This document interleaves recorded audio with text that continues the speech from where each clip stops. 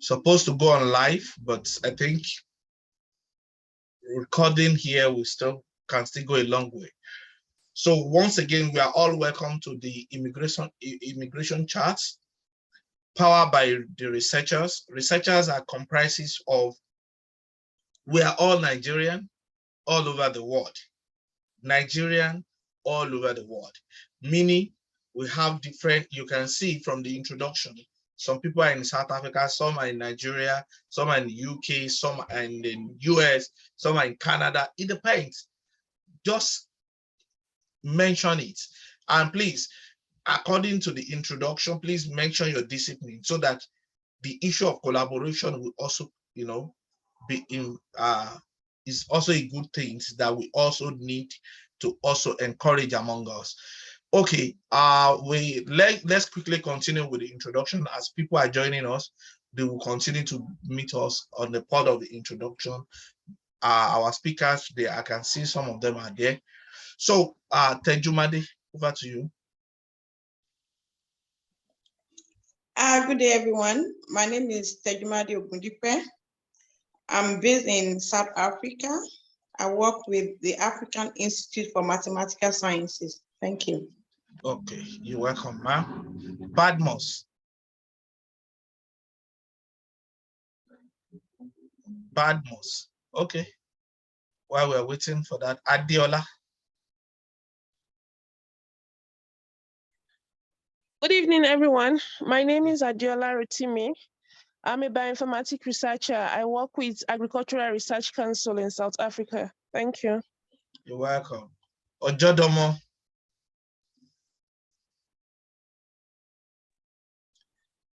Hi, everyone.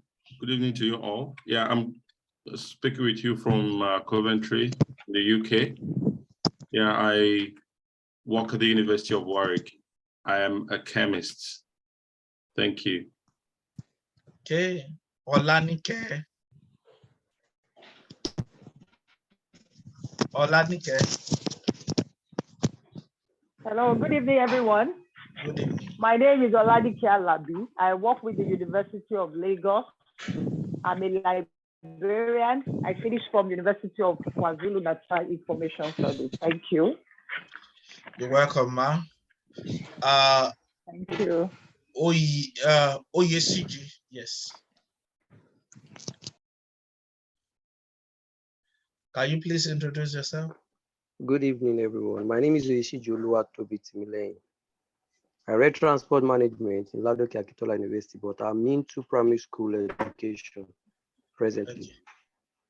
That's good. You're welcome.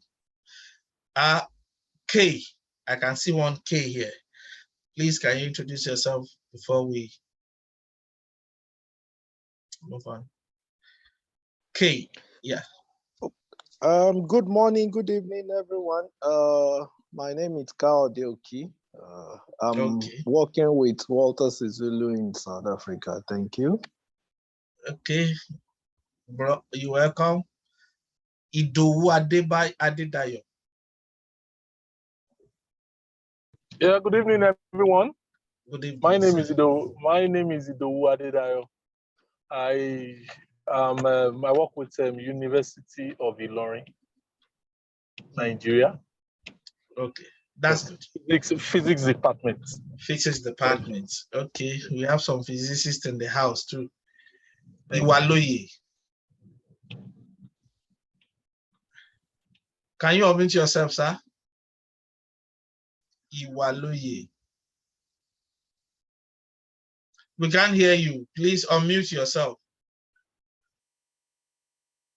Just click that icon.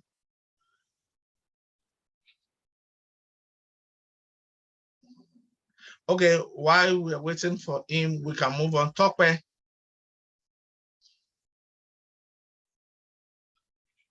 Tope. Are you there? Okay.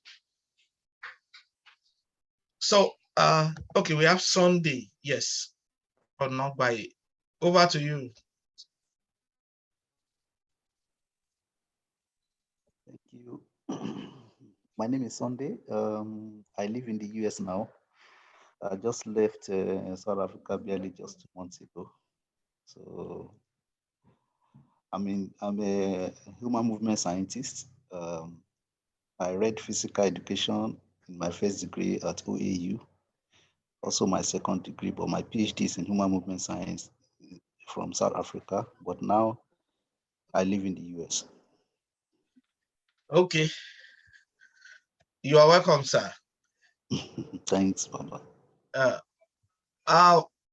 Dr. Badmus, are you, we can't hear you. Can you? I don't think you connect with your audio. Okay. Dr. Iwaloyi, are you there? We can't hear you, sir. Unmute yourself. Okay. Dr. K. Okay, go ahead, sir. Yeah, I'm on. Hello, sir. Yeah, go ahead and introduce yourself, Dr. Badmus.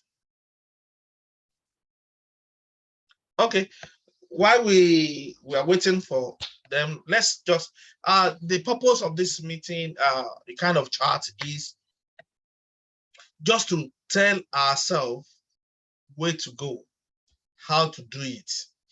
So we have some people in the house that can share their testimony. That's why we call it a chart. And while they are sharing their testimony, you can ask questions. How did they do it? How do you manage to skate through this and this? So that's the purpose of this chart. So I want us to please be free, open up, ask any question you can think of. If you don't have the answer, don't expect any lawyer here to come and give you anything. No, we are here just to help ourselves as a Nigerian. That is why if you look at our platform, it's basically networking, and networking. Just for us to, we notice that some part of the world, if you see the Chinese, you see the way they do their things. If you see the Nepal, you see the way they do it. You see Indians, the way they do it. We can also do the same thing as a Nigerian. We can also link one another. We can also bring some other innovation to the table. So that's the purpose of the chart. And we'll be having this chart in a continuous manner. It might not be, the next time might not be on immigration, but why we're still bringing immigration after immigration 1, 2 is because majority of us keep on asking same question from different platforms, and we didn't think that, okay, let's bring ourselves together, and so that we can open up, and for those of us that we miss 1 and 2, we can also listen to what is going on and the way people are doing it. So I hope, and once again, my name is Segun Oke. I'm currently with University of Manchester in United Kingdom, Department of Mathematics and Epidemiology group. That's where I am currently. So I want us to start. Let me introduce some of our speaker. Let me call them speaker. We have Dr. Ojodomo here, Chandu. He will be giving us ideas, the way you can also go about the one when it comes to UK. But the focus is, we'll also be talking about the US analysis. How did you do it? What are the things do I need if I'm coming to US as a researcher? Do I have opportunity there? What are the things that are involved? So without wasting much of our time, Dr. Sunday, are you there, sir? Yes, so yes, so okay. Over to you. Let's just start from you first. Oh, how do you how do you manage everything together? How can you just tell us? Oh, this is a long story. I hope you have many hours today. let's start somewhere. You know, as I've said, I had my master's in Nigeria, OAU specifically, and in 2013, I started my PhD in South Africa. although I don't know how it happens, everything just happened, you know, as quick as possible, and I have to move. You know, I got to South Africa with just 2 pants and then 1 shoe, you know, and then, but to God's be the glory, I was able to get my way, finish my PhD in 2015, graduated in 2016, and since then. Sorry, help us increase the volume, sir. Okay. So I was actually talking about how I got to South Africa. So in 2013, I started my PhD in human movement science, and then in 2015, I completed it and I graduated in early 2016. Immediately I finished, I got a postdoc at UWC, University of Western Cape in Cape Town. So I moved down to Cape Town, and then since then, I've been with UWC, you know, from one postdoc to another position, researcher, and all sorts of things. And, you know, it got to a state that these things cannot just be going like this, because you don't know what will happen tomorrow. People in South Africa that are here can testify to that. You don't know what will happen to you, except if you have a permanent, you know, position in South Africa. You know, even if you have a permanent position, you still have to look at your back, you know, and see who is running after you. You don't know, you know, the way things are there currently. You know? So I came to US in 2018, you know, conference, and then I met with some people who wanted me to come to US, you know, colleagues who were advising me that you are brilliant, you are this, you are that. I said, okay, how do I come to the US without work permit? I cannot come and be slave here. I cannot be hiding up and down, you know, especially looking at my status, you know, academically. So fortunately, when I got back to South Africa that year, in that 2018, then I met a friend, now has become a family. So I'm currently residing in that person's house now, you know, because I know I just landed in the US last 2 months with my wife and my 2 kids. And then we spoke. The guy also went to Canada. He was in Canada for like some months, and then he came back to South Africa. I was asking me, what have you come to do here? You should have stayed in Canada, and but he brought a genuine reasons, and then he told me that there's something that he needed to inform me about. I said, okay, no problem. That's he was doing this, doing that, and this is, you know, I was doubting him. Is he real? Is he real? Is it this? You know, but I said, well, no problem. Let me also give it a try. You know, so that year, his own case was approved, and then he pushed on and finally arrived in the US in 2019. So for my own case, when I did it by myself the first time, you know, because I applied for, then it was EB1 that I applied for. Not Sorry, even you said you did it. What did you, what are the things, because you've not mentioned that, which of the program for US you did by yourself? Yeah, because the person who introduced me to this actually did EB1. Okay. You know, so then I said, what is EB1, sir? EB1 is an employment-based visa, you know, category. Based on in that one, you become a permanent resident straight. You have a green card, you have your social security number. Even before you come into this into United States, you only come into the United States to come and get all those documents. You know, you already got it from outside the country. You know, you already have the option. Just come here as a permanent resident and leave. You know, so and then you can also work, because it is based on people with exceptional ability. That's how it is defined. You know, they call it. I think it's those who are already and achieve the highest level in their career. So that was what I tried to apply for then. So I applied out of, you know, they have criterias.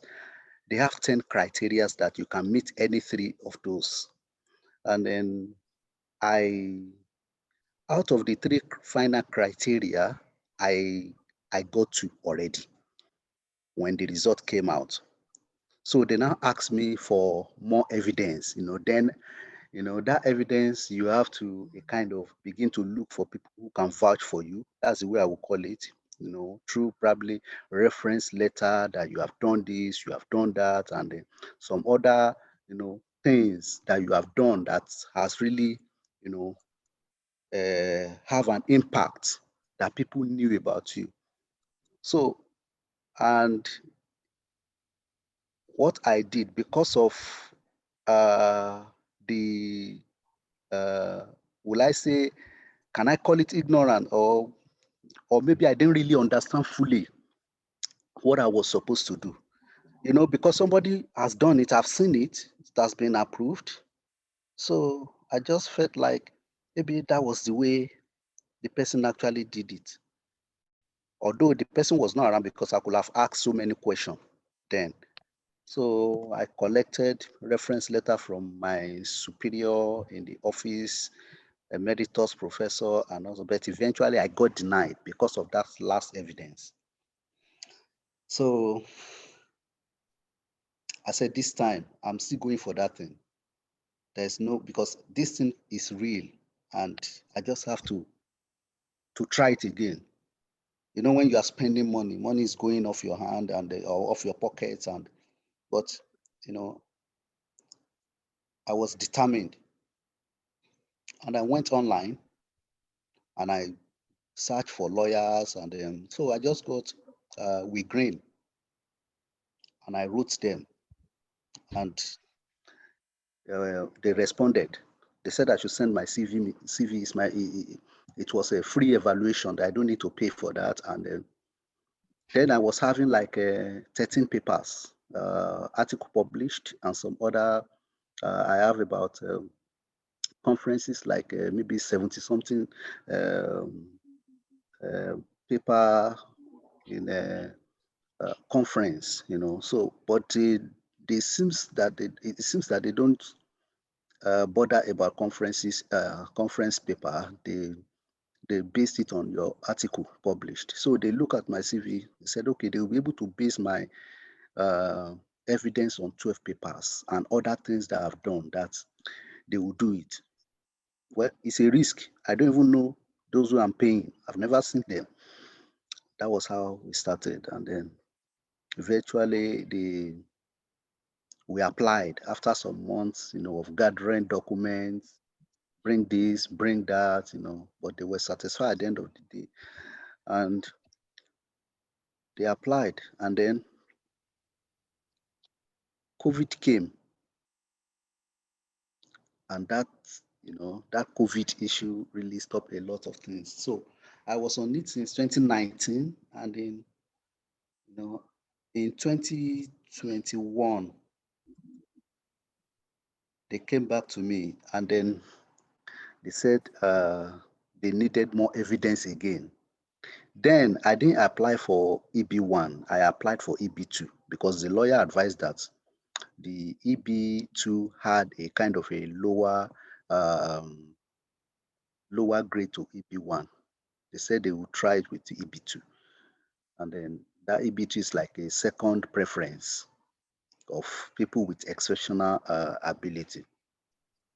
And so in 2021, around February, they came back. 2020, end of 2020, they came back to me that they needed more evidence. And the only evidence, more evidence. The evidence they now took from me was just to write 3 reference letters. So that 3 reference letter I got, I think, no, 2.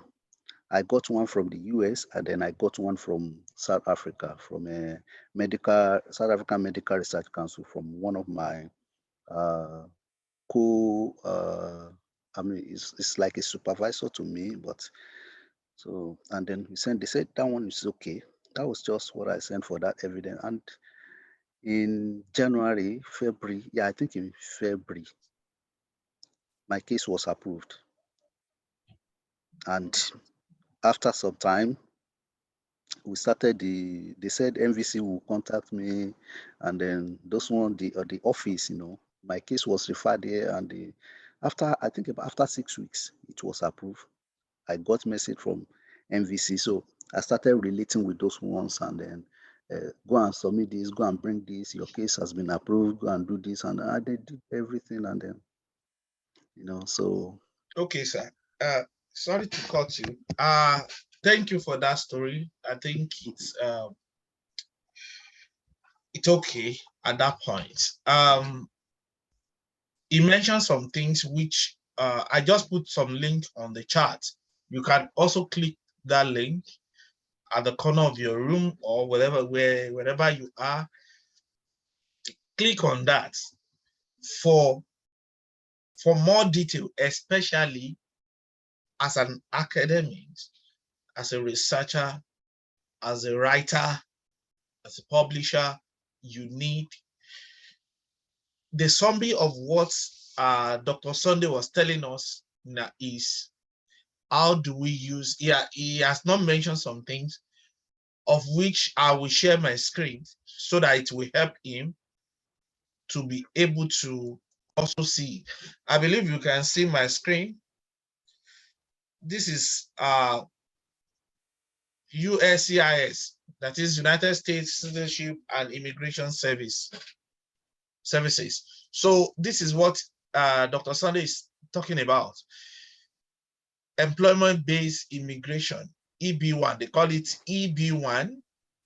And for EB1, as a Nigerian, some of us have gotten EB1, but it's very rare because of the criteria. If you look at the eligibility, the first category is extraordinary ability. The second category is outstanding professors and researchers. While the third category is certain multinational manager or executive. So it depends. If you fall within this category, read the evidence. You have to provide the evidence why they should give you. That is what Dr. Sunday was trying to tell us. So we really want to advise, take your time. There is a place whereby you need to do your own assignments. And the second part of it is EB2, the one he did. What you need to do, the eligibility of this one is advanced degree. That is, I think it's for master's, PhD. So advanced degree. Excuse me. Then exceptional ability. Number one of the exceptional ability is you must meet at least 3 criteria, of which they mention below.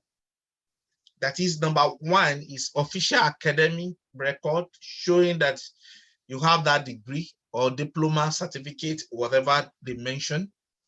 Then you must have a letter from your current employer or people that you work with or people that have cited your work. Then the license to practice for some of us in medical. Then evidence that you have a good salary where you are coming from, or that you will get a place. The member of association, that is membership for professional, then they must have a recommendation, recognition, achievement, your contribution so far, you must have them. Then, but for some of us in third world countries like Nigeria, there's something they call national interest waiver. This is the peak of it. If you can get approval, that was what Dr. Sunday got. And at the end of the day, because if you get this approval means you don't need, it's the United States that need you. They need your service. That is, you need to be there to render services. So all the labor laws, they will exempt you from the labor law. And from then, you'll be able to move in and do some other activities. But what is the major thing in this particular application is as an academic, is your citation, is your patent, is some of those results, the recognition that you have. Probably you published during the COVID-19 and you have thousands of citation or hundreds of citation, tens of citation, it depends. Then your discipline also matters. As a matter of fact, they don't discriminate when it comes to discipline. If you are in art and arts, you have your own category. If you are in humanity, you have your own category. If you are in education, you have your own category. If you are in science, they have their own category. So all we need to know at this point is who is going to write. They always put it there that get a lawyer to file for you. That is, once you get a lawyer will be the one to write. There is a particular place when you read those criteria. There is a particular place they said get a lawyer. You cannot be lawyer. You cannot be an Anthony in your own case, because they also recognize those Anthony. They work together, you know. So these are the things that really matters. And one of the key points, they will evaluate your CV. They will tell you, do you have citation? Your citation matters in this case. Your citation will determine, it goes a long way. They want to know that your work, you are not publishing, you must publish where it is feasible. When I say feasible, I mean feasible, where they can see. Not that you publish, if it is only one paper you want to publish in a year, make sure you publish it where they can see it. If it is only two, you don't just publish in local journal or in non-accredited journal in the name of promotion. If you get that done in the name of promotion, what happened after promotion? So we need to be careful where we publish, and are they open access? We have librarians here. They will tell us more about open access and subscription. What is the impact factors of where we publish? So how many people have access to that particular journal? So all these things are criteria that they use to measure it. And we now have different sections. For those of us that we are outside the US, there are routes we are going to pass through. For the people inside the US, they have their own routes they will pass through. For those of us in outside, that is what Dr. Sunday is trying to explain to us. They have 3 or 4 stages. The first stage is for you to get your I-140. They call it I-140. That is NIW. That is National Interest Waiver. Once you can get this one, I think this is the major one, then you move from there to NVC. NVC is National Visas Center, right? That is NVC. You go to NVC from there, whereby they will begin to request for your documentation one after the other. From the NVC, it depends on the country you belong to. That is when they will, if you are filing from Nigeria and all your family are in Nigeria, they will ask you, where do you want to do your biometric or your interview? So you fill everything together. And this green card is not for you alone, it's for the entire family. Once you are filling the form, this particular one, they don't care about your age. All they want is, do you have the criteria? If you are 50, if you are 60, it's not like Canada, they use age to enter pool and to do all those things. No. And you don't need to write any exams. You don't need to write IELTS. You don't need to write computer-based exam or anything. All they want is your document your recommendation, and that's all. So that's the major thing about the one of US. I know you have questions, and I want us to, let me stop sharing. Then I also share with you the WinGreen. This particular set of people is the words you can see from their website, free evaluation, meaning they can evaluate your CV for you free of charge. All you need to do is send it to them, contact them. You can copy this link, or you can just visit the website. But when you are sending your CV to them, make sure the CV contain your Google link, that Google Scholar link rather, so that they will have something to check your profile online and check your citation, whether you meet up with the criteria. Let me stop there.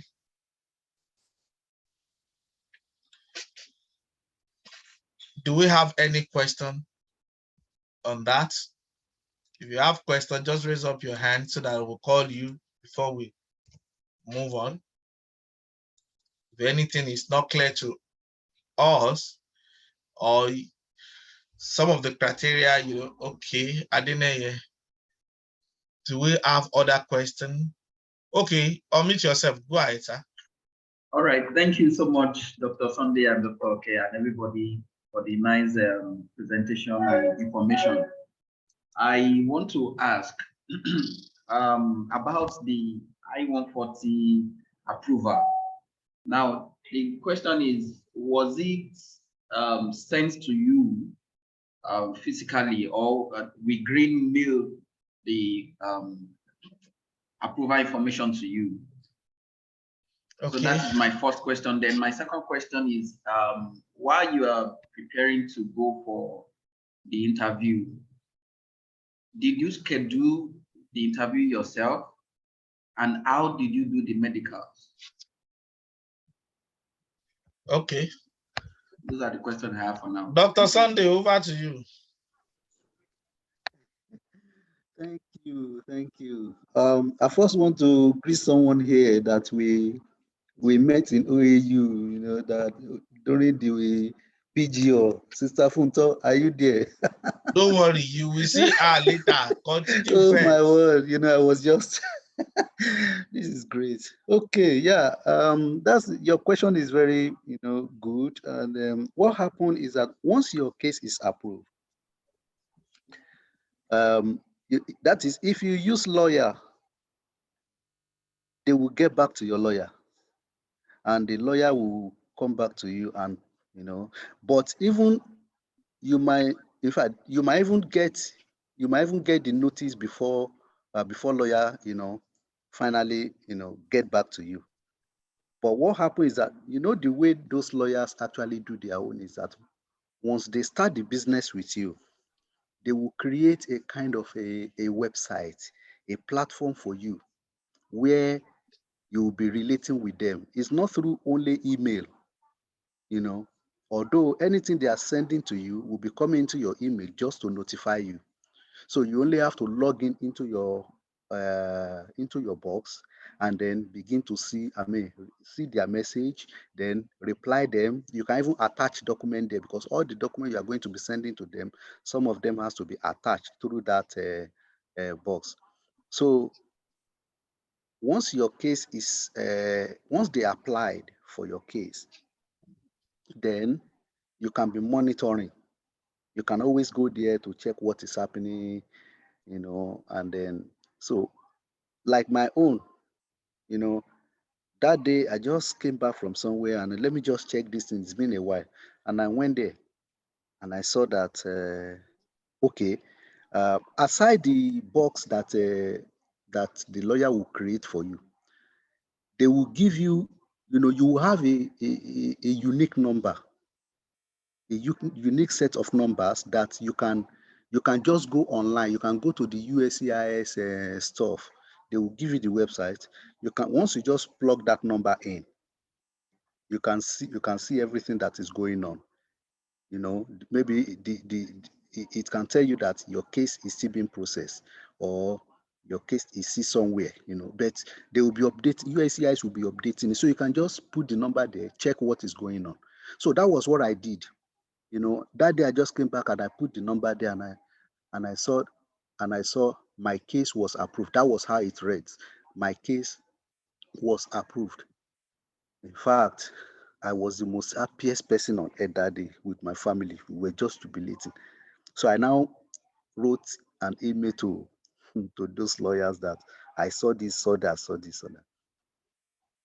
So later, the lawyer now came back to me. They now sent me although I've seen that my case was approved, but there is still there will be a communication between the USCIS and your lawyers. But in their own website, they've updated it that your case has been approved. So they still need to forward maybe 1 or 2 documents to you. The approval letter will come through your lawyer and to you, and then you can get the letter. And that is how that applies. Then the second one about the choosing your visa interview date. You are not the one that will choose visa interview date. It is when your case is approved, then the cases will be moved to the NVC, which is National Visa Center, who will now be relating with you. Even before your interview is scheduled by the National Visa Center, there are some documents that the NVC will have asked you to submit. You will have settled that, before you now begin to. So maybe after some months, they will now get back to you that, okay, your interview has been scheduled, and the interview scheduling will be based on the information you submitted to them, where you want your interview to take place. Is it in South Africa? Is it in Nigeria? Or wherever you are?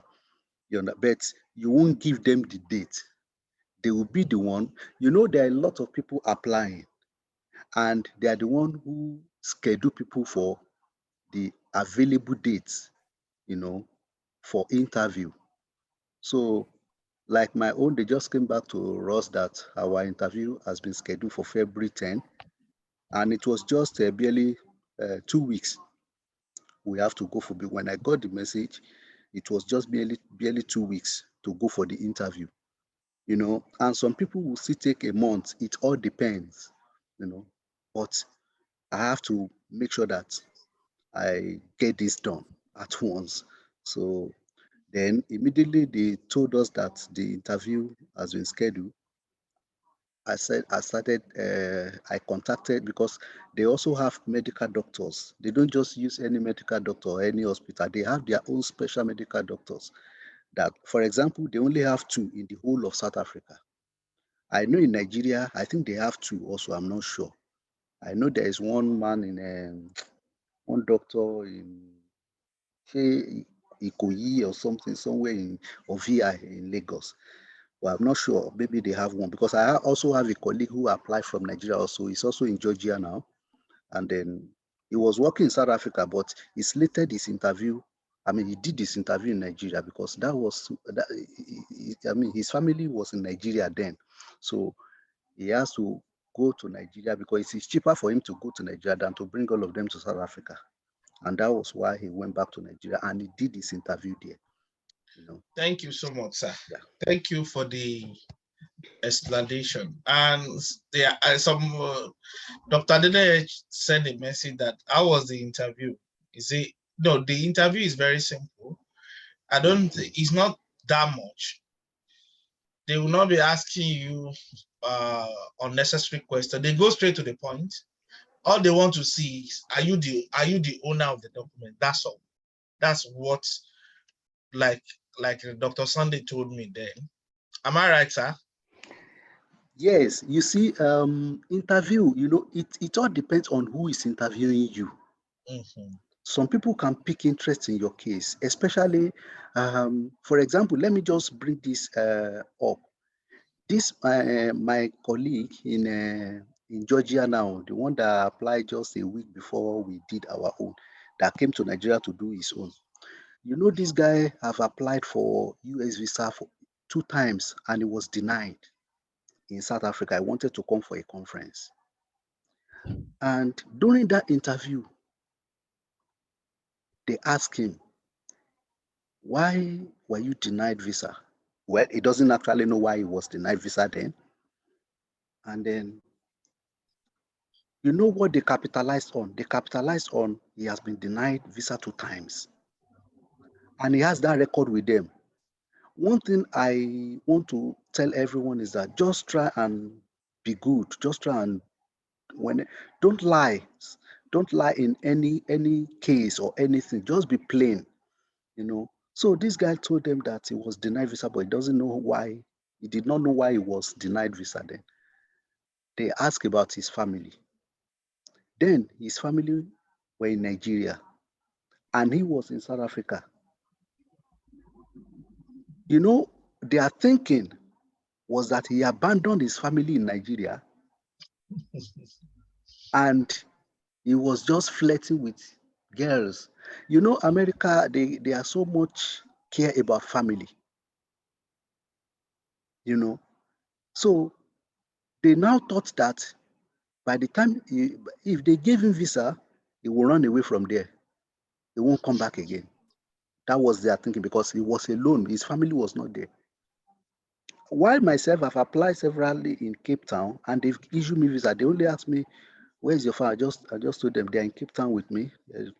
We're living together, and then who knows whether they verify all those things. But even though if they didn't verify, we are human beings. We can think extraordinarily and say, okay. So they thought he wanted to run away. Could you believe that that thing almost led to his rejection of the visa? Yeah. But he now did something. Thank God for the wife. The wife also spoke. The wife said he tried as much as possible to bring them to South Africa, but it was COVID that actually, you know, delay all those things and stopped. They asked him, did you have evidence for that? Thank God that their passport was there. He just showed that. You can see the wife got a visa to come and visit him because he was in South Africa for almost 10 years or so. Wow. And the family was they were in Nigeria, you know. So that alone is a very big issue, you know. So if you have probably applied for US visa before and you have been denied, when you get there, they will ask you. Then let me come to my own case. Immediately I appear in front of the consular that day. The consular looked at me. Do you know what he asked me? You know, in 2001, I won the visa lottery and I couldn't go to the US from Nigeria. I was in Nigeria then. I just finished my first degree in OAU. Okay, I was about to finish and I won visa lottery. And due to ignorance and all sorts of that, I couldn't make it to travel to. Would you believe that in South Africa, that was the first question the consular asked me? Because immediately he put my name popped up that I was beneficiary of visa lottery before. And he asked me, why didn't you go? And I said, I missed my interview date. When he mentioned it, I was, in fact, all my blood pressure was, but I was able to control the situation. He now said, okay, in fact, before I even said I missed my interview date, he was the one that said it. He said, you missed your interview date. Okay, no problem. And then he asked my wife, what do you want to, when you get to the US, what would you like to do? That one said he would like to further his education. And then he asked my children, how old are you? You know, and they were doing that because it's just to check whether they are really your children, whether they are really, because many things are happening that, you know, you cannot just say. So it all depends on the person who is interviewing you, because they will interview you on based on the evidence that you submitted, you know. Okay, So sir. exactly. Thank you so much for that. Particular aspect of the interview and the scope. So let's just be careful. The whole world, you know, the internet today has opened up so many things. So before we ask for more questions, I would like to quickly ask somebody to also, Dr. Jodomo, are you still there, sir? Oh yeah, I'm here. I'm so sorry for delay. Please, concerning the, okay, Dr. Samson also is in the house. How are you, sir? Are you there, sir? So, Dr. Jodomo, over to you concerning the UK steps for some of us in academics. I'm here. Okay, sir. Okay, that's good. Yeah, hello everyone. Warm evening to you all. So I'll just briefly run through the UK immigration, one of the current attractive visa, UK visa for researchers, which is called the Global Talent. And also, it is also meant for academics, researchers, and also different other sort of professions, such as those in the IT. They also have a Global Talent visa that is also called the Technician. So that also has a different requirement. You do not have to have a PhD. You should have, as long as you're an IT expert. I mean, you can really go for that. But I will be majorly focusing on the regular Global Talent visa. So it's my pleasure to speak with you here today. I work at the University of Warwick. I'm currently on the Marie Curie Fellowship, and I also came into the UK with a Global Talent visa last year, and I went through one of these routes that I'm going to explain to you. So for you to have a Global Talent visa, there are 6 endorsing bodies. So the first one is the British Academy for Humanities, which means if you're a researcher in the humanities, you qualify to get an endorsement through the British Academy. Then there's the Royal Society of Engineering for engineers and also scientists. There's a Royal Society for Scientists for Science and Medicine. There's a UK Research and Innovation. I'll explain more about that. I came in through that route. There are other ones, which is the Arts Council. So they also give to people that have distinguished profession or achievement in music, in art, just raw talent. Then there's the Technician, which I talked about earlier for those in the IT industry. So the first part, which I want to talk about, is the academic route, which if you have a research appointment, for instance, if you're employed in the UK here as a lecturer or as a professor, or you are employed even as a postdoc, as long as your postdoc, your postdoc or your profession or is listed in one of these is recognized by one of these endorsing bodies, you can get approved endorsement for the Global Talent visa. So the Global Talent visa is actually in 2 stages. You need to go, the first stage is for endorsement, where you gather your documents. If you come in through any of these routes, you gather the document as a proof and approach each of these bodies. And when you approach any of these bodies, which depending on how the one that best fit in your situation, are you an academic or researcher on appointed, or there's an individual fellowship, such as Marie Curie Fellowship, Newton Fellowship, and all other fellowship, European fellowships and all that, that you get to come into the UK. So one of the major criteria, I must say, for the individual fellowship, which I believe it's one of the ways that most of us coming in from South Africa, from Africa, would easily get through this route, is the individual fellowships.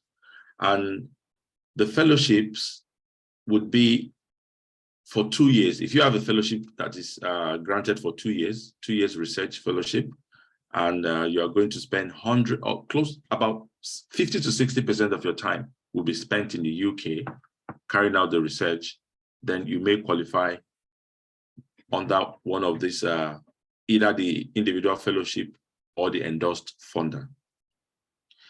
So the endorsed funder is just strictly the UK Research and Innovation is an agency. They recognize some special funders.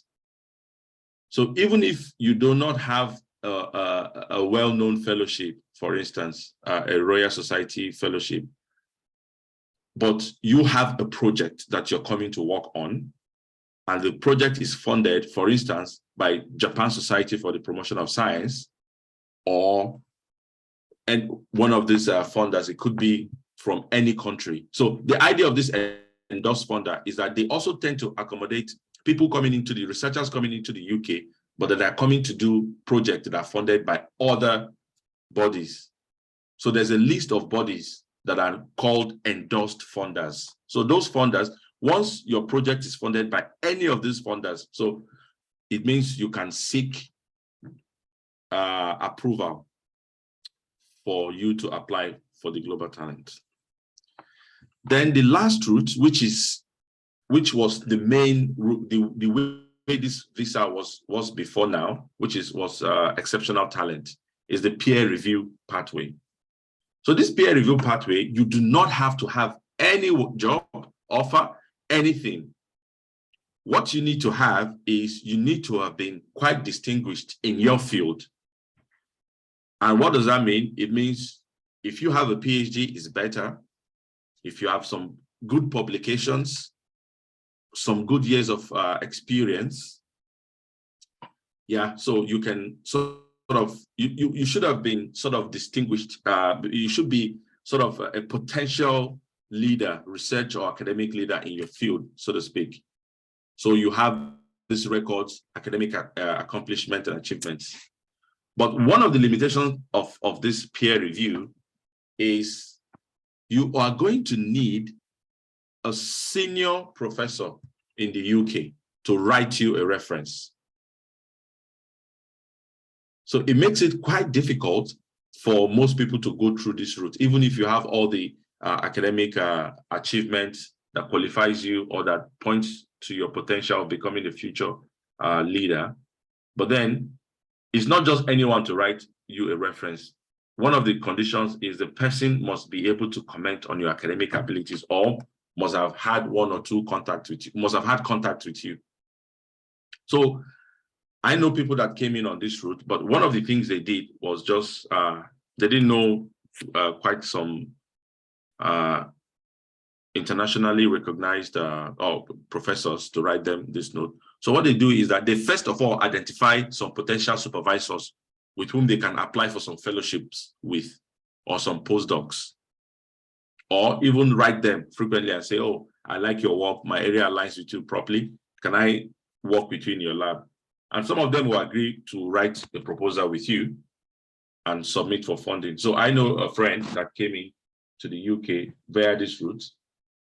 He got a researcher, a professor in the UK with whom they've been applying for some grants unsuccessfully. But at the end of the day, he approached him and said, I've been trying to come to the UK with no success. Please, could you help me get to the UK? Perhaps I would better be able to write more grants from within the UK or find alternative jobs.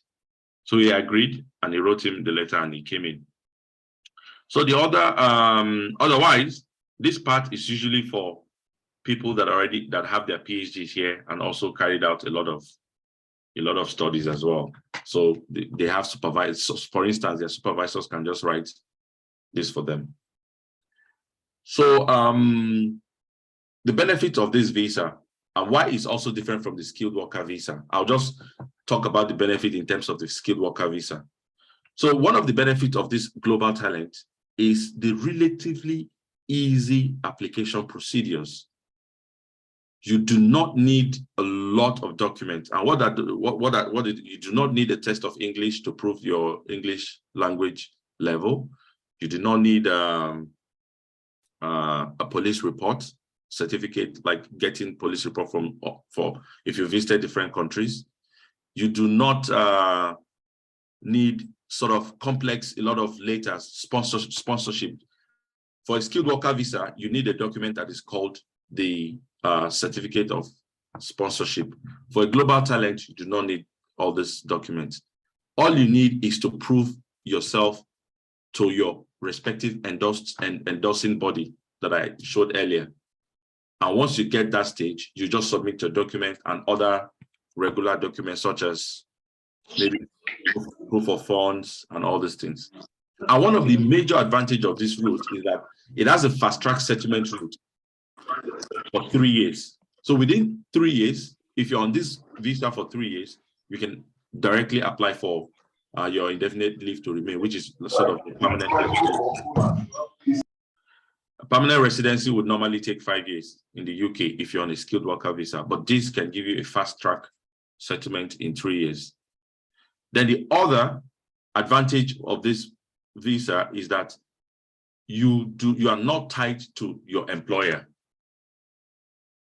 It means you can change jobs, you can switch without going to inform the UK visa and immigration that, oh, I'm switching jobs. So, but if you are sponsored on a skilled worker visa, which is a regular visa for workers, you have to change your visa and inform the UK VI if you change your job, so to speak.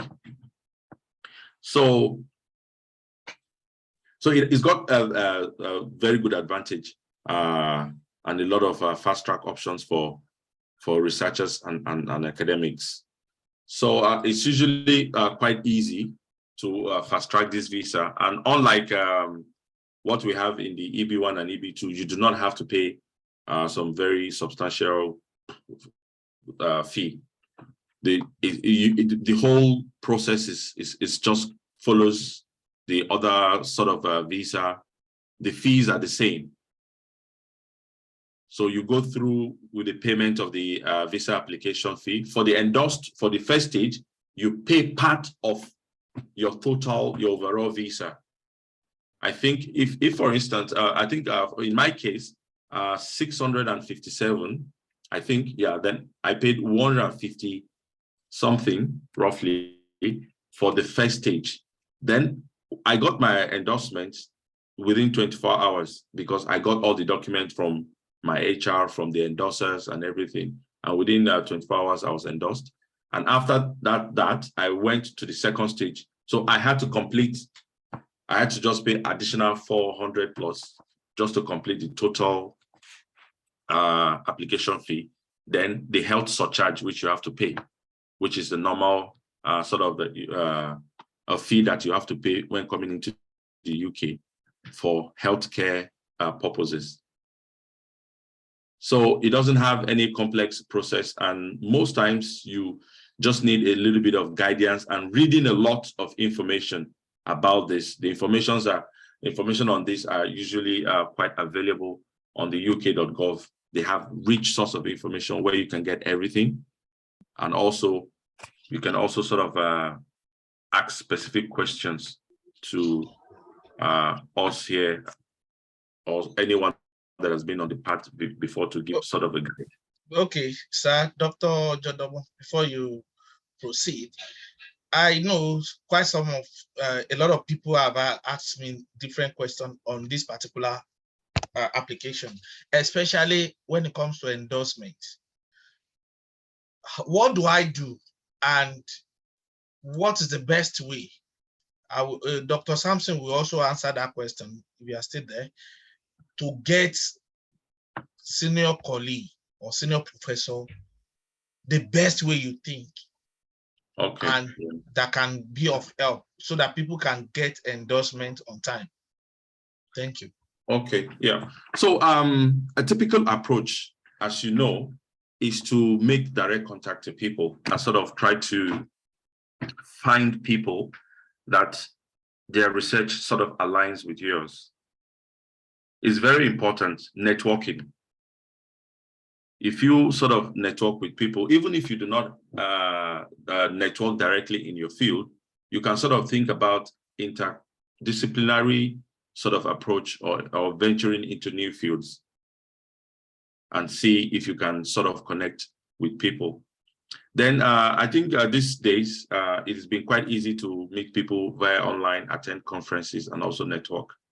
It's easy. So if you have webinars, in my own case, I attend a lot of webinars. I attend a lot of free online sessions. I mean, some free conferences right here, which I do not even have to pay.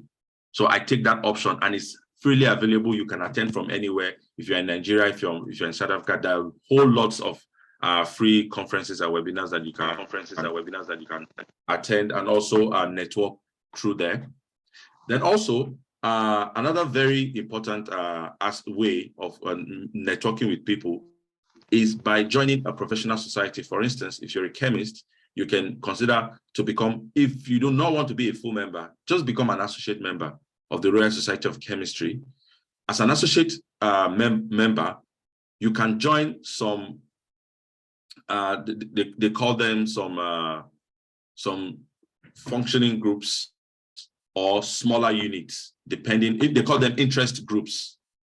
So for instance, if you're an organic chemist, you can join the organic chemistry interest group. If you're a polymer person, you join the polymer interest groups. And within joining these little groups, you can sort of network and expand further, because they are going to be organizing webinars, seminars, and all those things in order for you. So it still remains one of the best way, networking, expanding your network, meeting people, writing them directly. Then also, for most people in the UK, they'll be interested in you coming up with very fantastic ideas in terms of writing a proposal. Just using an example of one of my friends, even though about 2 or 3 of the proposals that they wrote did not quite go through, but he actually cemented he got a relationship out of it that got him the professor to write for him. So it's quite difficult for you to approach someone who has not had any contact with you at all and say, write me a reference. So initial approach and trying to meet people and say, I have interest in your work. Can we do this together? There's a Newton Fellowship coming up. There is a EPSRC project. How can we write these things together? And once you send them sort of expression of interests, and the outline sounds very nice, and the research is sound and innovative, they will be quite interested to push it further with you. So I think these are one of the ways that you can sort of approach this networking and networking. Yeah. Thank you so much. Before you go, Dr. Samson, do you, yes, from your own field, I know you're in, should we call it engineering or science? Which one now? I'm in food science and technology. Okay, food science. Okay. So which one is the best approach from your own side? Okay, thank you very much, sir, for the initiative. Good evening, everyone, and thank you, Doc, for the insightful background that you gave to Global Talent. I'll share my experience, and by God's grace, I'm a beneficial of Global Talent Visa, and I've helped at least or mentored close to 10 persons that have been very successful. And I'm going to share the experience, and I'm sure it will help some of us. Now, the first approach that I used, in 2010, I was to come to the UK. So I applied to University of Reading. I got the admission, but I could not come. So when the Global Talent Visa issue came around, so I went back to the same institution and I emailed the head of the department that I'm interested in applying for this visa. And so apparently she does not know me from Adam, but I referred to my admission then. So there was a link. Yes, so she was happy. She looked at my profile and said she's happy to do it. So she said, ask me to write a draft. But subsequently, at least about 6-7 persons who have also got the global talent visa through my mentorship, by God's grace. What I told them is, if you don't know the person from Adam, don't ask for a recommendation letter at the first point of call. The first thing you should do is to establish a link. So how do you do that? First, write the person, tell the person about your profile that you are looking for, possibly a research position. Try to establish a link. You want to come for a fellowship or maybe a postdoctoral position. The worst that will come is, I don't have funding. Maybe they would turn it down. I'm sorry, I don't have funding. And okay, good. Thank him for the response. And then take a bit further. You can even think of, I told somebody, you can think of the possibility of writing a review paper. You have an idea, sir. I have an idea writing a review paper. I'm looking forward to future collaborations with you. You have in mind that you are still going to get to Global Talent visa recommendation letter request, but don't start with that. Then the next thing is, oh, sir, I have this idea in mind. Can we do this together? I'm looking for collaborators. This is my field, and I see that your field aligns with mine. Now, if the person is kind enough, he would say, oh, well, that's brilliant. Can you share the idea? You can even request for a meeting. I like that a lot, because sometimes when you write email, they respond. But when you tell them you want to have 10, 15 minutes, chat with them on Zoom or Teams, they're happy to do it. And then you quickly zoom in. This is your idea. You've been looking for an opportunity to explore different frontiers in your field, and you feel that it's going to be a good mentor. Don't talk about Global Talent visa for now. Now, the moment you build that relationship, you write an email, a response, you tell him you want to do a paper, he agrees, quickly do a review. So you already have a link. Then after 2-3 months, then you come in and say, oh, sir, you read about Global Talent visa. And so I think it requires somebody as eminent in my field to write a recommendation letter. At that point, he would not say no, because now he knows you. If you read the requirement of the person to write that recommendation letter, is that the person should be able to comment about you. So if you meet somebody today and you're requesting for a recommendation letter tomorrow, it's very difficult. The person will tell you, I'm sorry, I can't write. I cannot. So you need to build, even if it's 1 or 2 month relationship, you need to have an existing relationship, because the person should be able to say something about you. So that has been the strategy I gave people, and it has worked. So if it has worked for others, it can work for you. Build a relationship. So if you want to come to the UK, for example, this is July ending. You are planning to come January next year. You can start now. Start building that network. August, September, October. When it is November, I read about Global Talent visa. It requires this. Can you help me? He will not say no, because he already has a link with you. That's the I think the simple way I would want to contribute.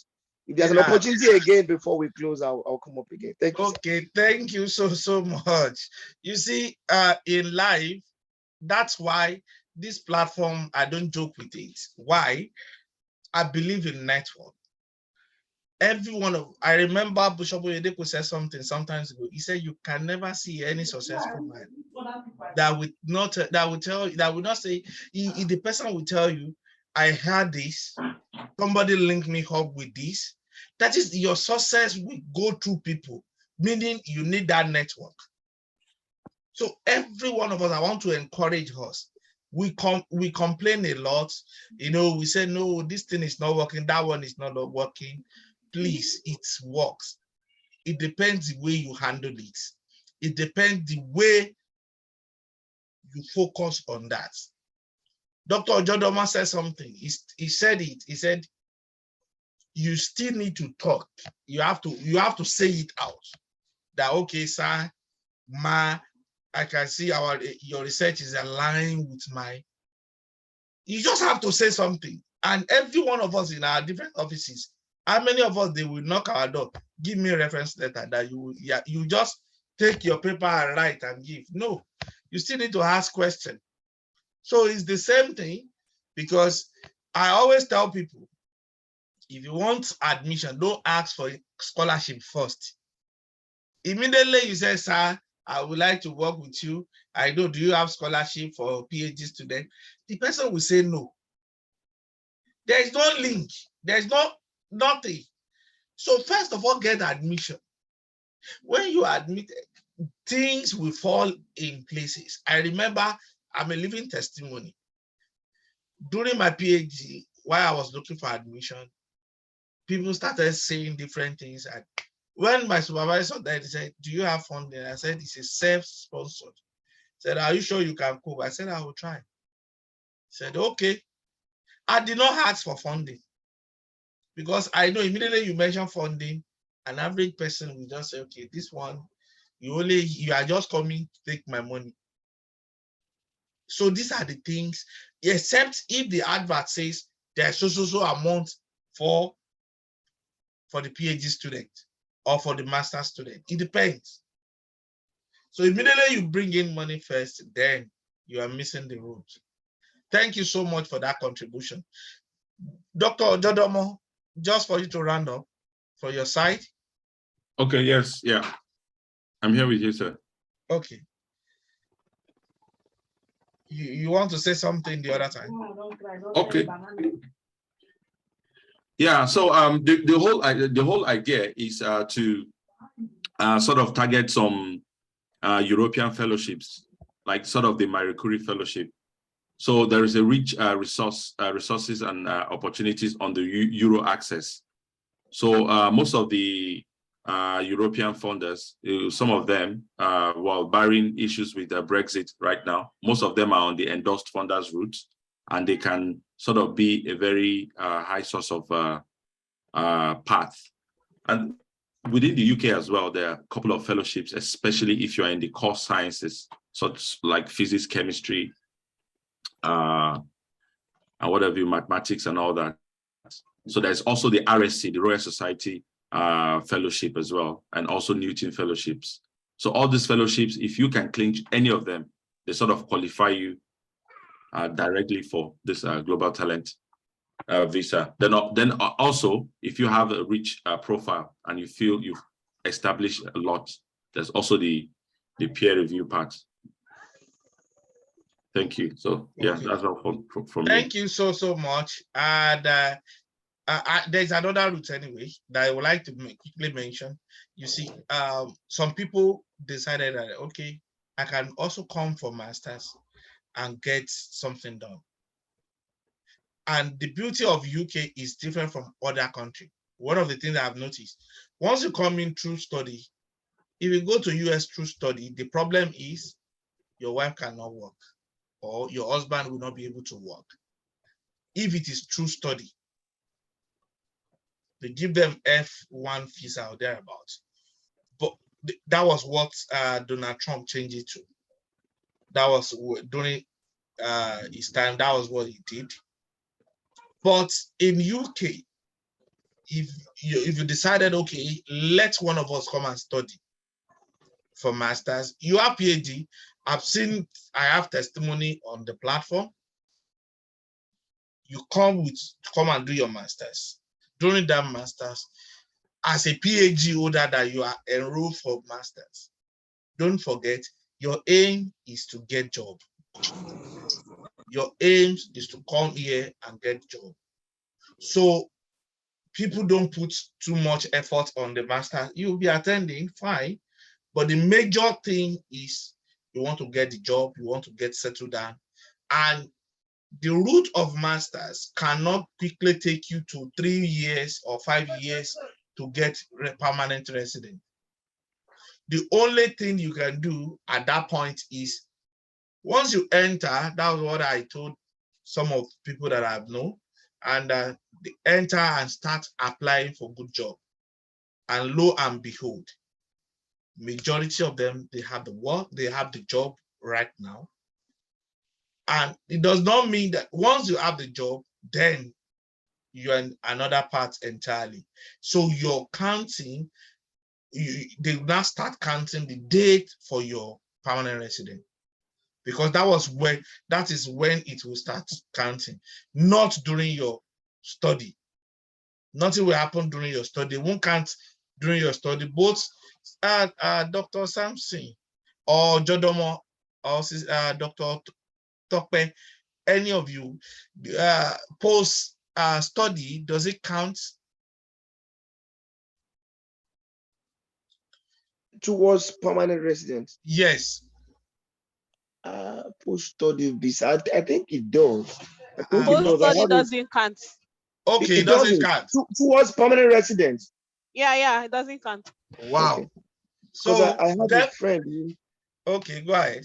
I had a friend, I'm not sure. Well, I had a friend who has been in the UK, I think more than 5 years now. After her PhD, she got a 2-year post-study. Anyway, she's moved to Global Talent now. So I think she was talking about our planning to get a permanent residence. But I'm not sure. So let me not give an information. But okay, from what she said, I think I'm not sure. Okay, Ojodomo is also giving us the answer now. Like then we can check the link. Dr. Okay, it does not Temitope count. said, Okay. post Okay. Okay. post It does not count. study does not count. It simply means we have to be smart. When you are coming to UK, you come for study, meaning number one, believe that your PhD or your master's, you use it to get job. You focus on job hunting so that you can get job and start counting for your permanent resident. If you now say no, you are just waiting, let me get post study, nothing will happen for your post study. So I want to, okay, for it, just not to discourage international students for coming in. It's a bait. You can hear now. They said it's a bait, but it's just not to discourage international students for coming in. That is, okay, come in, don't worry, we'll give you extension, whether you deserve it or not, you will get 2 years. That means it will not count for you. After that, you finish the 2 years. If you don't get job there, you go back home. So that is just a simple analysis. Do we have any question? Do we have any contribution or any testimony or any other thing before we round up? For the US own, if you have any question, you can go ahead and ask. For the UK, if you have any question, yes, you can. Okay. So we have another link in the chat. If you want to ask any other link, you can also click those link and yes. Ojodomo, you are saying something?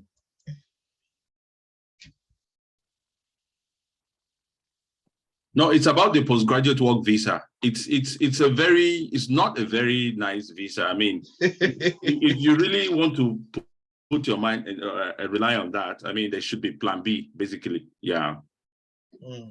Yeah. Okay. Esther, you raise up your hand. Your question, please. Yes, thank you. We really appreciate this. This is Esther's husband. We're logged on together. Okay. The question is, after this seminar, is there a Telegram page or a WhatsApp page that we could create, because knowledge evolves, so that other things can come up to update some of the things we've discussed, that we can share on some of those pages? Strictly, maybe you could make it only admin posting so that people are not posting other things, so that this doesn't just end with a 1 hour plus seminar. Thank you. Oh, okay.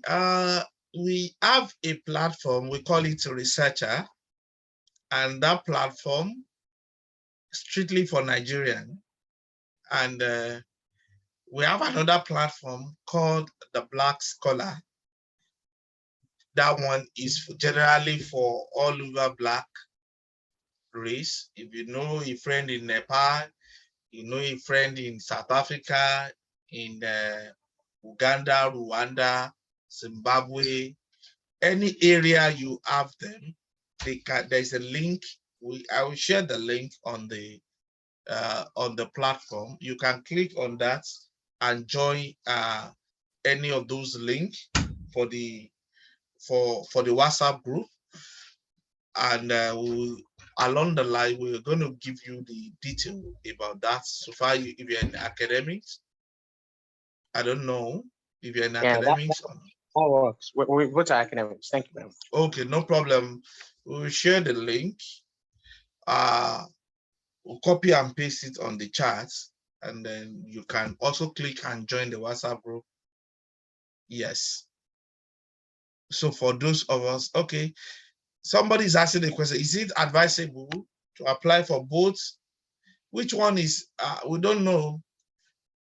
Dr. K, can you please talk? I was asking about the USNI government. You know, what is the duration, and why waiting for that? Can you apply for the UK Global Talent? Is it advisable to do that? It depends. It depends. If you have the money, you can apply. It's all about money, because the endorsement too, like Ojodomo said, is not that cheap. if you have the money, you can go ahead with the UK stuff.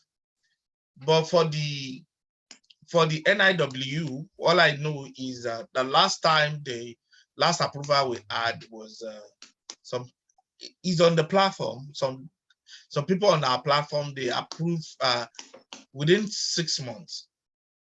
They got approval and they're in the second stage now. After that second stage, they wait for the interview, and that's after the interview. Once your medical is scaled through, you meet yourself in US, and that's the end on that one. Okay, Dr. Samson. Thank you, sir. Just to probably answer this question, and then I'll go to what I wanted to say initially. If you, like Dr. Oke said, if you have the money, you can of course do both. But global talent visa is faster and quicker than the US route.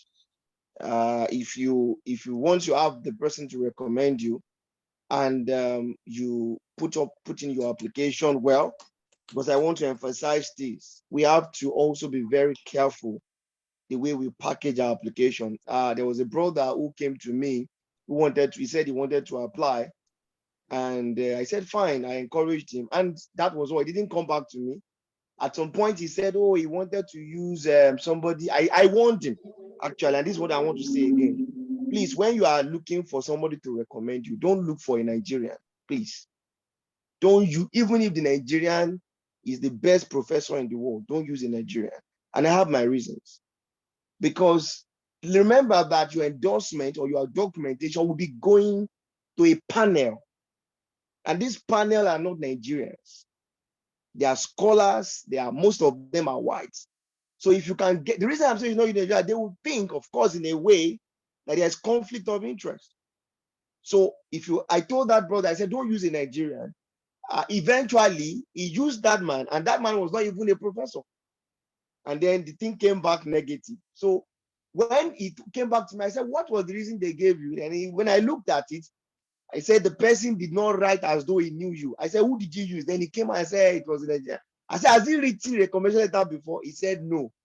I said, why would you do that? So don't make costly mistakes. Ask questions. And then when you are writing, please package your work. Sometimes you make some document yourself, you don't see the error.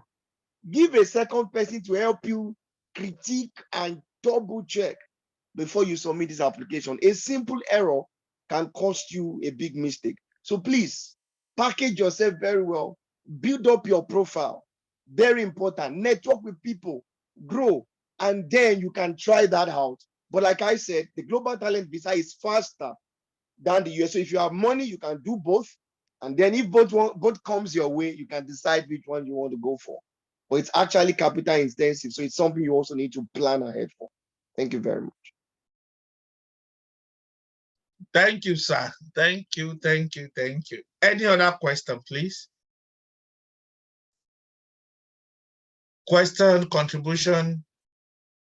If you have any other Sorry, one. I have a question. I wanted to write it in the chat box earlier. Okay, please go ahead.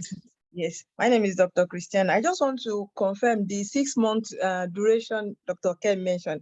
If it is for those people applying from outside the US or those people within the US. Oh, okay. For people outside, the one inside is different because the one out, they just started the one of that 6 months. They just started. My own was not 6 months. My own, I started 2019 and I got approval 2021.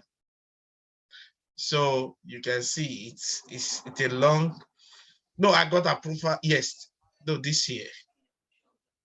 Everything was this year. So why COVID-19 a whole year was just, can I say, wasted then? We don't count that.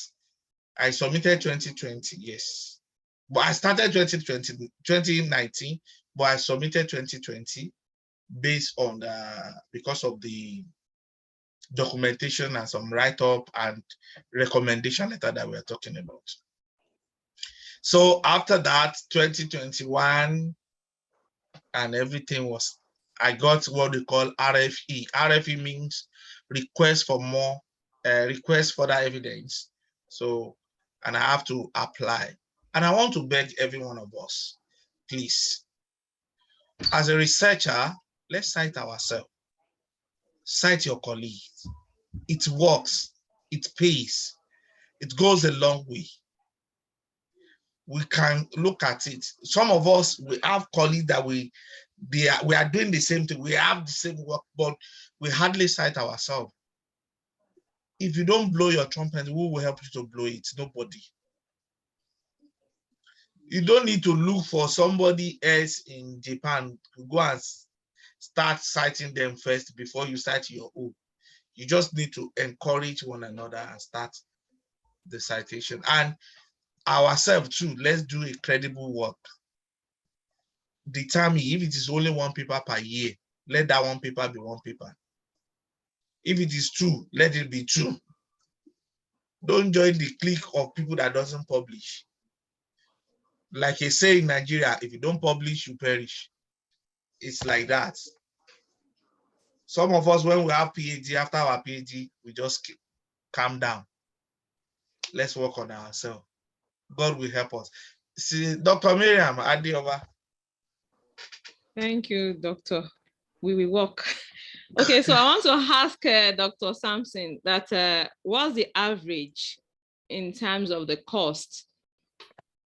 Like, we should just have an idea of how much you should be planning to save or to kickstart the process.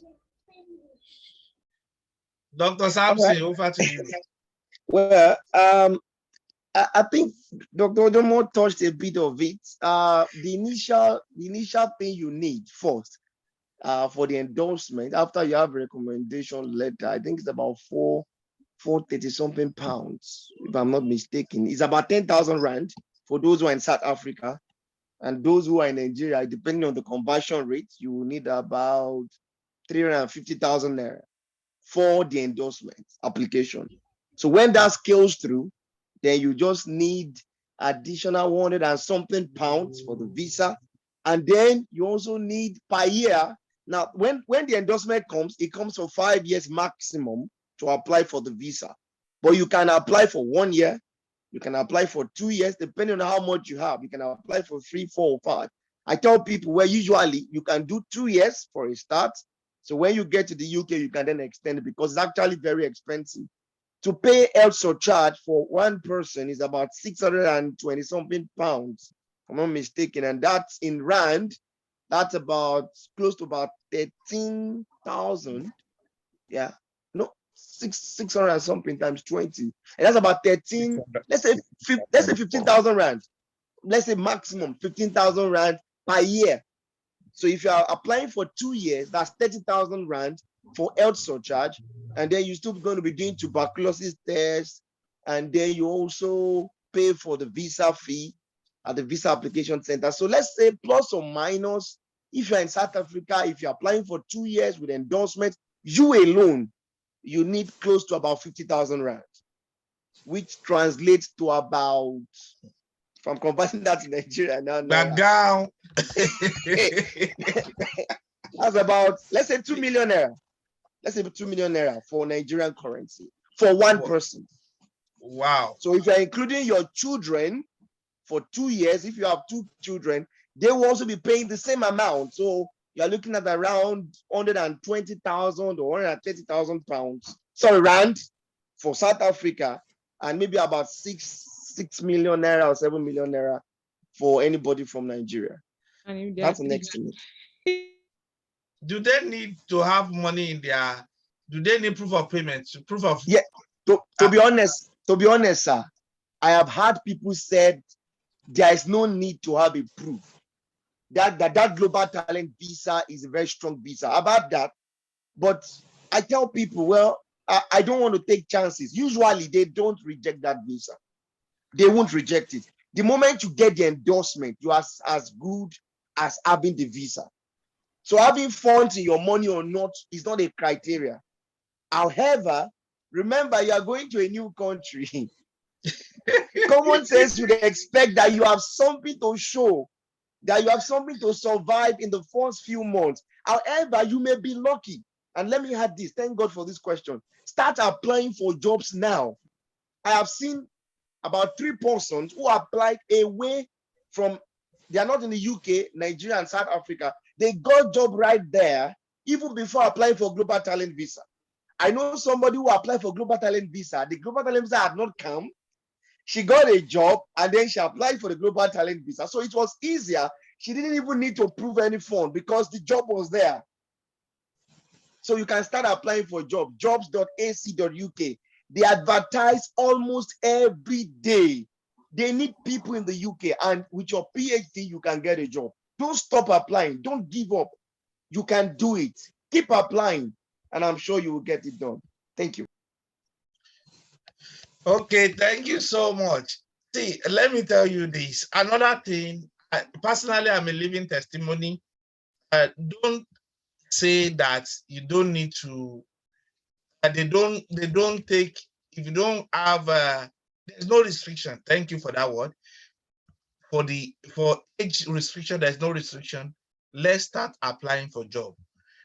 But the fact that they apply does not get it does not mean you will not get it too. Please apply. Apply and apply and apply. Some of us, we have several no. We are sorry you did not qualify. We are sorry we've taken the best candidate. We are sorry your application does not scale through.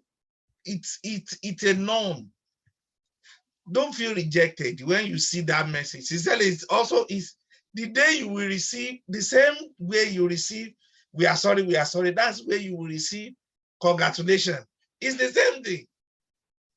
The same platform, the same email. Some people will say, I applied for 2, and some people will tell you, no, I did not have the degree. Okay, immediately I entered here, somebody told me that, oh, we are sorry. You remember, you did not have, what do they call it? He said, you did not study in UK. I don't think you get job. I said, oh, really? Okay, let's wait and see. And I continue, and I started applying for job. And please, I want to beg you. I want to beg everybody on this platform. Anytime, any day you get interview for any job outside Nigeria, please consult people. Don't just go there like you know all. Don't use that Nigeria mentality that, oh, don't tell them, don't let them know that I got this. So it's a lie. It doesn't work that way. You will fail woefully. You will see, it is better you talk. Nobody is taking your job. Tell 1 or 2 people, please assist me. I'm having a presentation tomorrow. It happens to me. The job I'm doing today in University of Manchester, the slide that I use, somebody on this platform sent it to me, and I edited the same slide. And I also shared the same slide with people, and people use it, and they got job. So you don't need, you can't be master of all. Please, not be village people. I can see Dr. Foto is saying, we are all afraid of village people. No village people here, oh, please. Let us, please, be open. Let us be different. Plagiarism, there is no plagiarism in slide. Even in picture, there is no plagiarism. Okay, Tope, Dr. Tope, over to you. Good evening, Dr. Sir. Good evening, Ma. Good evening, everyone. I just want to share something brief regarding my own experience. And firstly, I will say thank you to Dr. Oke, because he has sent me a lot of cover letters, I must say, and I've been using it, and it has been so helpful. So please, just as he's saying, don't let us keep quiet. Even me, when I had my own interview, I shared with people, I sent my slides to people check the slides for me, which they can even use if they are free to use it. There's nothing plagiarism in slides. You need to speak to people. I don't know how to say it in English. When you are John Quick money, I can go. So we need to, please don't keep silence. We talk. I can say from my own experience, so I don't keep my mouth shut. So I used to talk. I used to ask.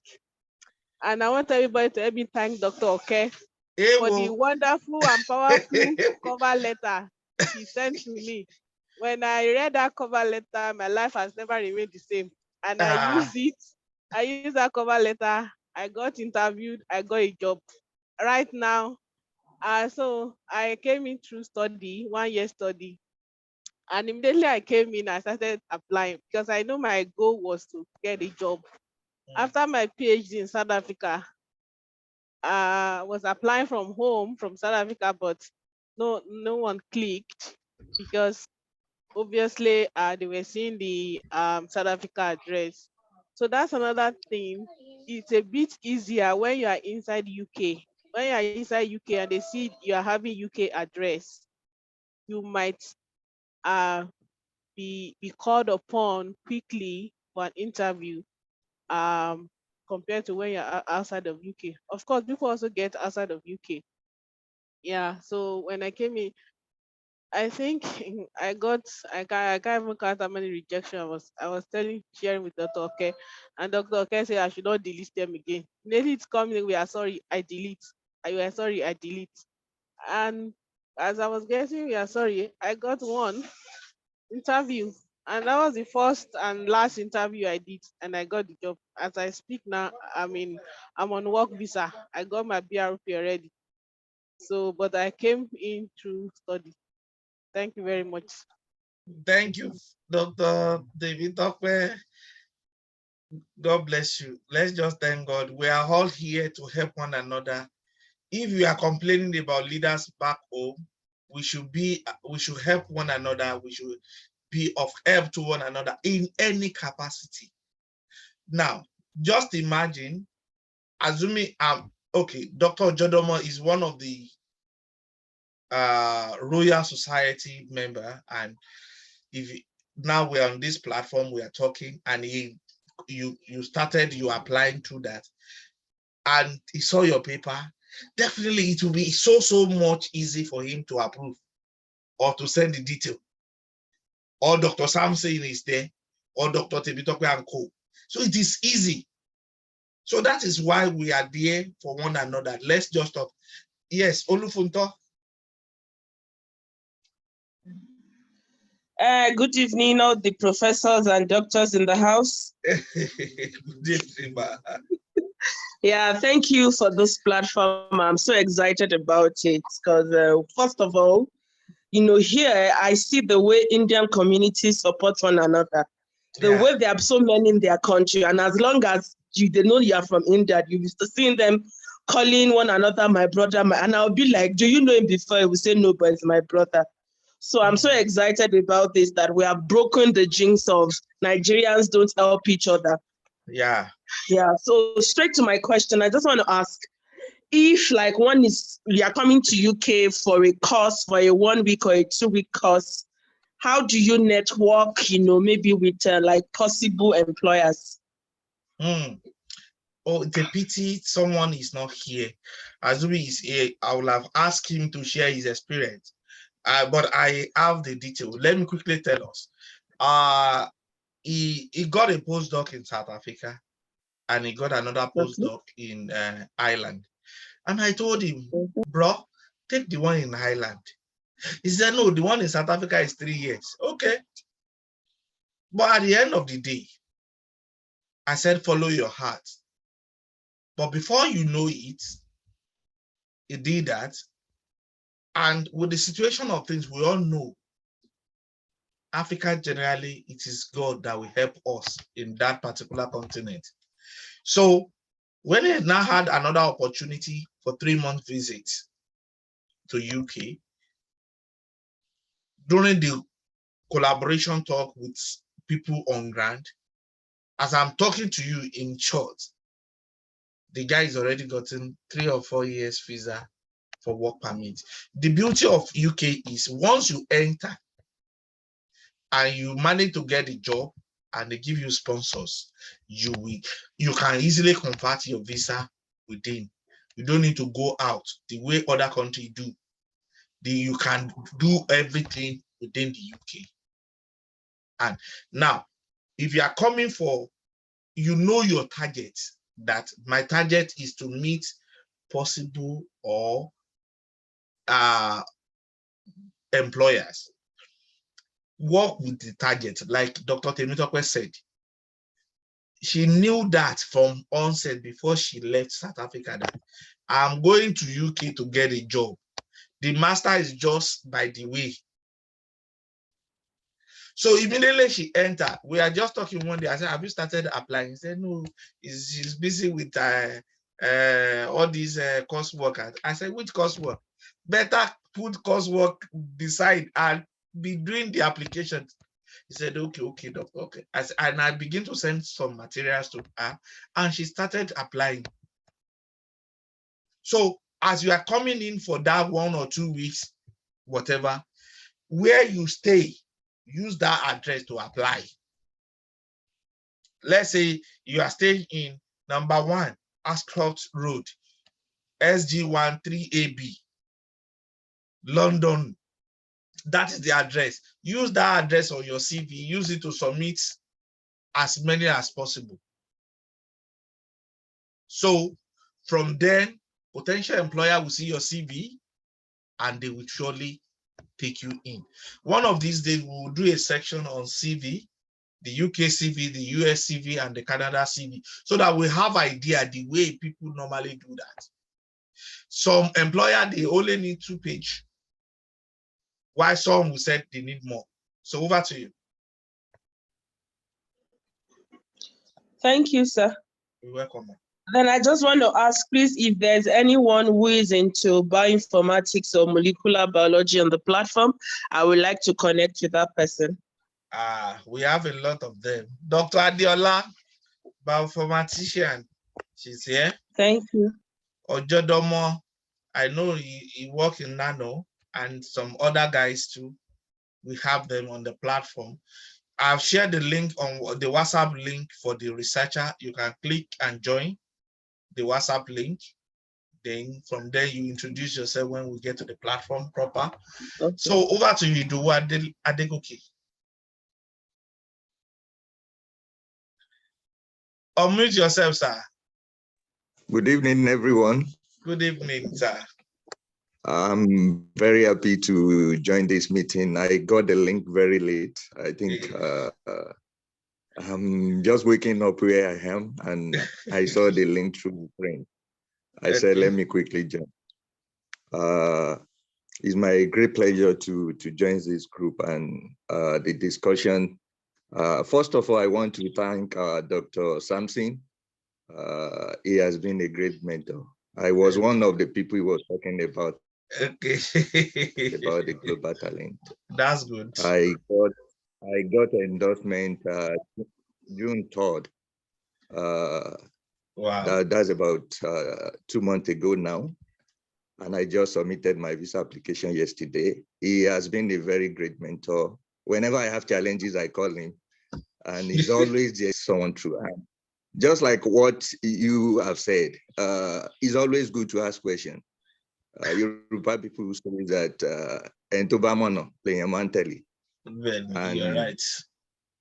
If you don't ask questions, a closed mouth is a closed destiny.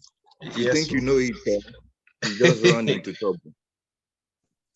And I really want to appreciate him. And I think this kind of platform, we help a lot of people to get things done in the right way, which I think will facilitate more people to have access to this kind of opportunity to actually get out of the situation over there in the country. And I will be happy to join all those links that you've actually talked about. Okay, thank you sir. very much. You're welcome, sir. Okay, Dr. Sampson can share the link with him, please. I will. Okay. I will. I didn't even know it was here. I didn't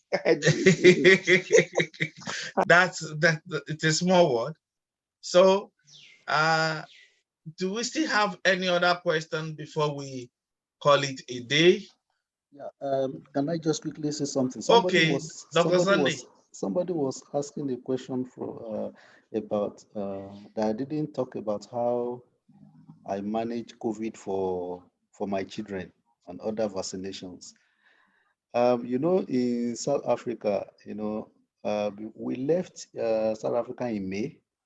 Okay. Just towards May ending, and then before then, there was no COVID vaccine issue with children. You know, my first child is 8 and my second one is 6. So, and they didn't talk about, although they were talking about they'll start injecting people from 12 years old, but they're still under 12. So coming to the US, you know, we got to the medical doctor and he told us about the vaccination. You know, he asked for the vaccination they've, you know, taken in the past, and then he said we told them that they were born in Nigeria, and then they have all their, they had all their vaccination. I mean, you know, all this what do they call it? Immunization. Immunization. And the doctor told me, you know, a South African doctor told me that no, that I won't trust all those vaccine, all those immunization they took in Nigeria. That he will have to look at it critically and, you know, give them properly, you know, proper immunization. And then so, but he did not even mention about vaccination, that there's no problem with them because they're still not up to maybe 15 or 18 years old or so.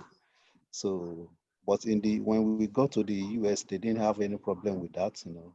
Even up to now, there was no any issues with that. Maybe by the time they now resume school in towards September, you know, maybe they will ask them to, who knows. But we've done their registration already. It's just for them to go to school in September, but nobody is asking us about vaccination issue or whatever. It's only the parents, you know, me and my wife, we already vaccinated before, because that's one of the criteria. If you are not vaccinated, you are not going anywhere. They won't take that lightly with you. You know, so Okay, that's interesting. Somebody asked 18 years and above.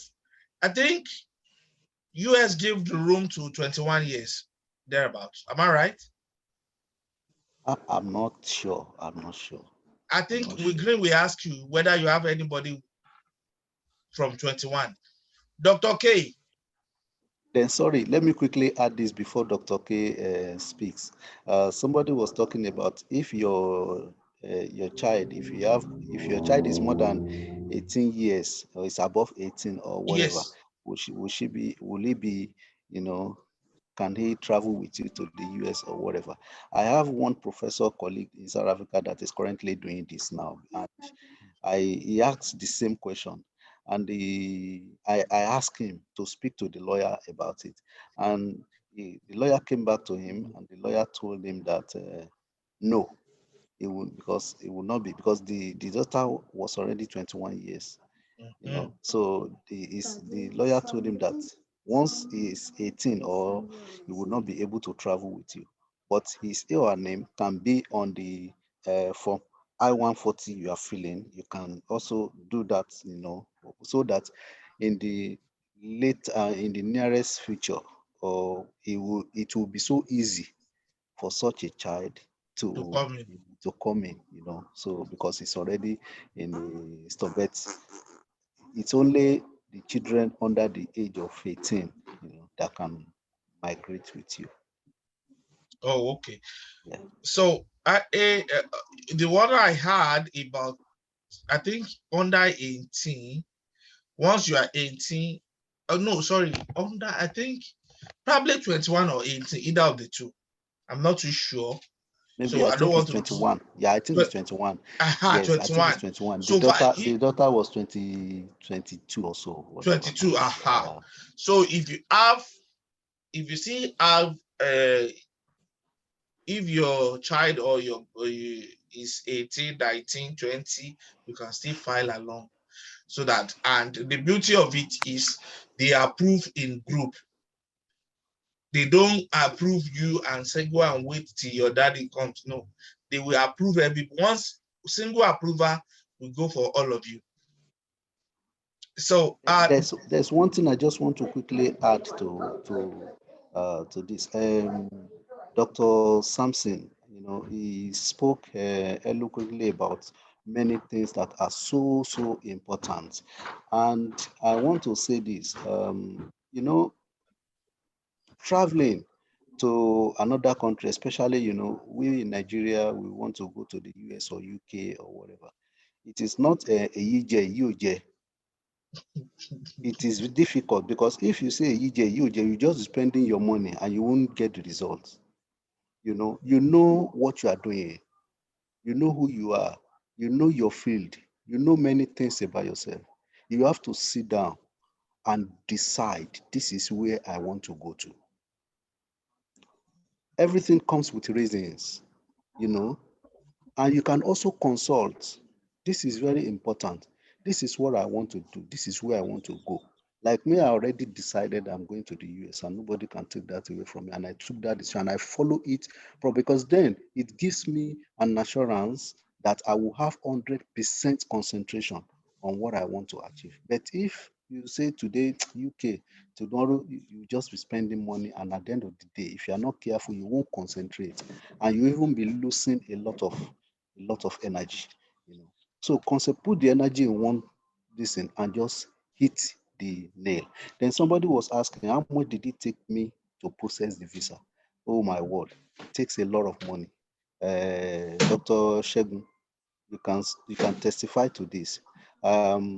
Dr. Sampson was talking about the UK that you'll be having like maybe 50,000 rand for yourself alone, not to talk of the children and all these insurances, because I know about global stuff. I was introduced to global stuff then, but because I've taken my decision, and so, you know, it's a lot of money. Both, even the UK and US, is a lot of money, but it's worth doing. It's worth, you know, invest in if you really want to take the, you know, the chance now, you know. So it depends on you decide where you want to go. The money won't be the issue. The money will just come, or there will be a way that God will just provide something because you've taken your decision. This is where you are going, and that is what you want to follow. So that is Sorry, that. how long does it take? How long does it take for the process? Maybe I was late. Yeah, you know, Dr. Shegun, you know, the case for me and Dr. Okay was also almost similar because it came during the COVID-19 came along the way, you know, so that makes it, you know, it elongates our time, you know, outside the, you know, country. But now I've seen people in 6 months. Although even in the site, you will see the in USCIS immigration site, you will see those preferences. It will tell you the normal time. You know, it could sometimes it varies. It depends on the load of applications that come from different sources. Maybe today it will be 6 months, but averagely within 6 months your case should be approved. But things are getting better now because COVID is going and people are living with COVID. So it's getting there are people, and at the same time, I learned that it's also depend on the adjudicator who is handling your case. If immediately he likes what he sees and say, okay, this and that, all the documents were, that's why it is good to use lawyer. You know, I'm not saying you can't you can't do it by yourself, but if you want to do it by yourself, you have to be on top of your game and know what you are doing. But you know, using lawyer, it gives you, lawyer will not present a case that he won't win. You know, so that is one thing. Those are the lawyer that knows what they are doing. You know, so it is important to decide on this. So your case can be improved even barely 3 months, 4 months. You know, it depends. You know, but averagely, at least maybe for now, maybe 6 to 7 months or 8 months, your case will be. Then also, sir, don't forget there is always a room for God, though. Yes. Take it to God. Yes. If you want it to be approved in 3 months, I've seen the one of 4 months on the same platform. Exactly. So you know, Dr. Shegun, Yes, Dr. Shegun, do you know the first one I did? The first one I said I was denied. Yes. that it was just barely 3.5 months. They came back to me. Imagine. And they told me to bring RFE. RFE. They gave me RFE.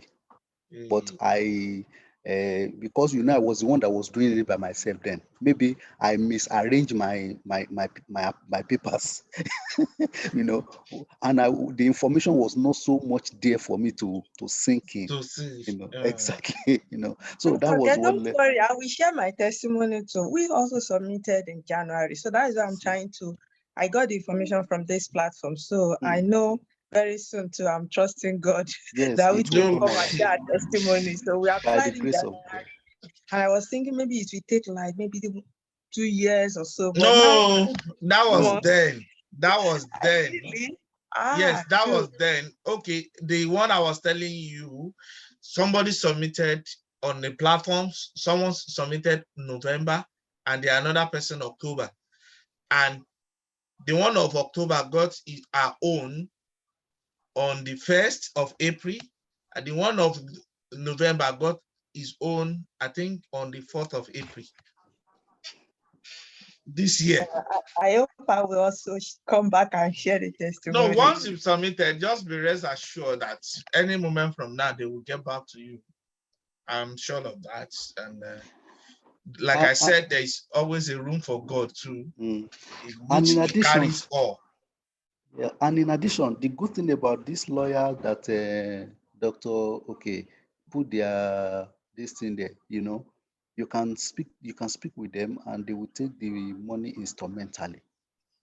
I think that they do that also, but you have to sign an agreement and then all those things. So there's no cause for alarm. Just decide, this is where I want to go, this is where, and focus on it.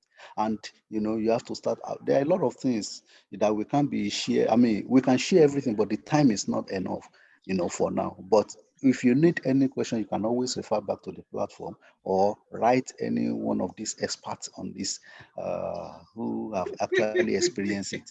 Yes, they will get back to you. Okay. Sister Funto, please, let's talk after the no problem, you will talk. Okay, thank you so much, everybody. I want to use this. Thank you for coming. And this, I believe we've shared the link for the WhatsApp is on the chat. You can also pick the WhatsApp chat. See the WhatsApp link is there. And if you have any question, you can always ask for both UK, US, whatever you want to ask. And Canada, we have people in Canada too. They are also on the platform. We have people in Asia too. They're on platform. We have people in Europe. We have the people in different angles. On our platform, somebody just came from, is it Hungary? Yes. And the brother was asking me that he got the advert on the platform. I said, I don't know. He said somebody posted it and he just clicked and he applied and they called him. And he went on the 6-month visitation there and it was paid. The guy was paid very well. My first US visa information, I got the workshop on the same platform. Somebody just shared it on the platform. I click on it and said, oh, I'm interested. And I applied and I was shortlisted.